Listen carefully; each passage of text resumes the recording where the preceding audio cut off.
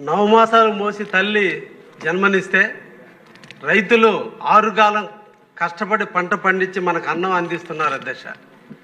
ఈరోజు అభివృద్ధి ప్రదాత అయినటువంటి నారా చంద్రబాబు గారి నాయకత్వంలో ప్రకృతి పులకింతల మధ్య ఈరోజు విస్తారంగా వర్షాలు కురిస్తే మా నెల్లూరు జిల్లాలో డ్యాములన్నీ కూడా పుష్కలంగా నిండినాయి అధ్యక్ష.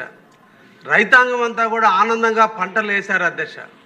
ఈరోజు ఖరీఫ్లో 1,80,000 ఎకరాలను ఈరోజు రైతాంగం అంతా కూడా పండిస్తే గత రబీలో దాదాపు లక్షల క్వింటాల ధాన్యాన్ని ప్రభుత్వం కొనుగోలు చేసింది సిఎంఆర్ కింద సివిల్ సప్లైస్ డిపార్ట్మెంట్ వారు.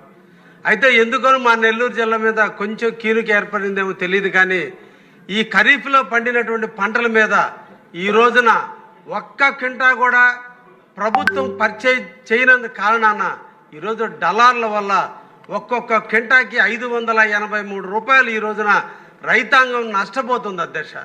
ఈ రోజున ఒక్కొక్క పుట్టి ప్రభుత్వం నిర్ణయించినటువంటి రేటు ప్రకారం 19,725 రూపాయలు ఉంటే ఈరోజు మార్కెట్లో 14,000 రూపాయలకి ఈ రోజున మార్కెట్లో కొనాల్సినటువంటి పరిస్థితి ఉంటే సివిల్ సప్లైస్ వారు పలు సభల్లో మేము తెలియజేసినప్పటికి కూడా ఒక్క ఎకరాలకు కానీ ఒక్క పుట్టి కూడా కొనటువంటి పరిస్థితి ఉంది అధ్యక్ష. ఇది రైతాంగానికి సంబంధించినటువంటి అందరి సమస్య. అదేవిధంగా అకాలమైన వర్షాలు కురిసినందువల్ల ఈరోజు రైతులకు సంబంధించిన వరి అంతా కూడా కింద పడిపోయింది. దళాలు దానివల్ల ఇంకా కొంచెం రేట్లు తగ్గిస్తున్నారు.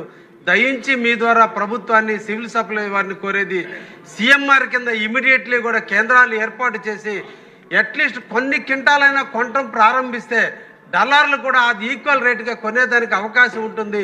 ఈ పార్టీ రైతాంగం పక్షాలను నిలిచేటువంటి ప్రభుత్వం తప్పకుండా రైతులను ఆదుకునే విధంగా ముందుకు పోవాలని సందర్భంగా సివిల్ సప్లైస్ వారిని ఘనంగా కోరుకుంటున్నాం అధ్యక్ష.